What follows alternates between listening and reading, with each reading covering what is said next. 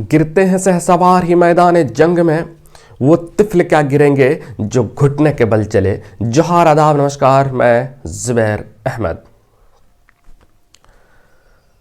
जिंदगी में कभी कभी हमारे आसपास ही, हमारे बहुत करीब बहुत कुछ करने का अवसर मिलता है, लेकिन हम ये अवसर को अवसर नहीं पहचान पाते, अवसर को अवसर नहीं समझते, बल्कि लगने लगता है पता नहीं ये क्या है, और फिर उन्हें गंवा देते हैं।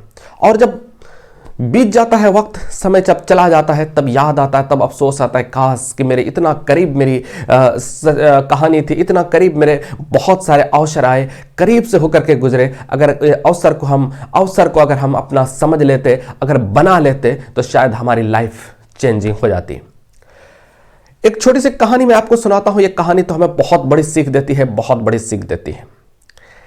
एक बार एक व्यक्ति ट्रेन में सफर कर रहे थे, और ट्रेन में जब सफर कर रहे थे बहुत भीड़ थी। उस व्यक्ति के पास हीरे के कई सारे हीरे थे।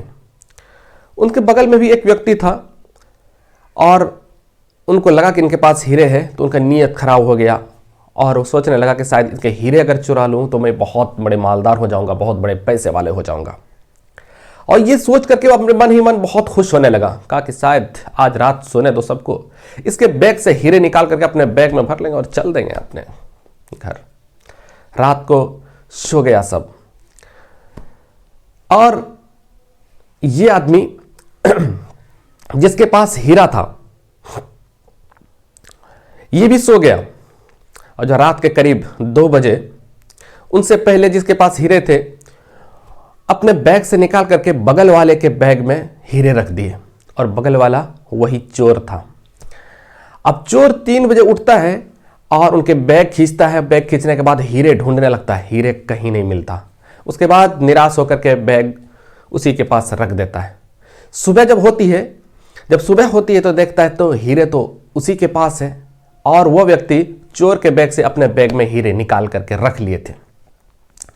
ये देख करके परेशान होने लगा और कहने लगा कि शायद आज फिर मैंने बैग को अच्छे से चेक नहीं किया, और बैग को आज रात अच्छे सबको सोने देंगे और अच्छे से इसको बैग को चेक करेंगे, और बैग से हीरे को निकाल करके अपने बैग में हीरे भर लेंगे, उसके बाद चल देंगे, कल तो निकलना है। उसके बाद ऐसा ही हुआ। चोर पहले सो गया और वह व्यक्ति बाद में सोया। और जब चोर सो गया था तो अपने बैग से हीरे निकाल करके चोर के बैग में हीरे रख दिया, और यह व्यक्ति सो गया। और चोर जब उठा तो इसके बैग को खींचता है और बैग में देखता है कि हीरे बैग में है ही नहीं। बहुत खोजता है, बहुत अच्छे से खोजता है ही नहीं। परेशान हो गया, परेशान होकर के बैग को रख दिया, और ये चोर सो गया। वो व्यक्ति चोर के बैग से हीरे को निकालता, अपने बैग में भर लेता है। और उसके बाद सुबह होती है, ट्रेन रुकती है, और निकल रहे थे, और वो चोर उस व्यक्ति के पास आकर के कहता है कि भाई साहब, जिंदगी में मैं कभी चोरी नहीं करूंगा। आप एक बात बता दो कि आपके बैग में जो हीरे हैं, ये हीरे आपने कहां छुपा करके रखे थे? मैंने 2 रात पूरी तरह से चेक किया, अच्छे से चेक किया, लेकिन हीरा नहीं मिला। तो व्यक्ति कहता है, अरे मूर्ख, हीरे तो अगर तू अपनी बैग भी चेक करता तो शायद तेरे ही बैग में मैंने हीरे रखे थे। तू तो करोड़पति था, तू तो मालदार था, तू तो दूसरे के बैग चेक कर रहा था, तू दूसरे के बैग चेक कर रहा था, तो तुझे क्या मिलता?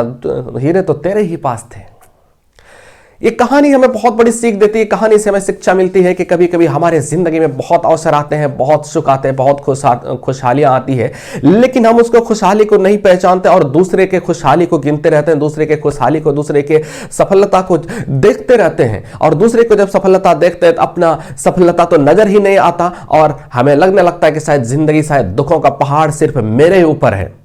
अगर आप अच्छे से देखें, अगर आप देखें तो दुनिया का हर इंसान सुखी है, दुनिया का हर इंसान के पास सुखों का पहाड़ है, लेकिन वो पहाड़ को पहचान ही नहीं पाता, और सुख को भी अपना दुख बना लेते हैं, और पूरा जिंदगी रो रो करके बिताते हैं, पूरा जिंदगी अपनी एक दुखड़ों की कहानी बना करके जिंदगी बिता देते हैं। बनाना चाहिए था सफलता की कहानी, रचना चाहिए था इतिहास, लेकिन दुख का इतिहास रच करके दुनिया से विदा होते हैं। तो हमें कभी भी दुख का रोना नहीं रोना चाहिए।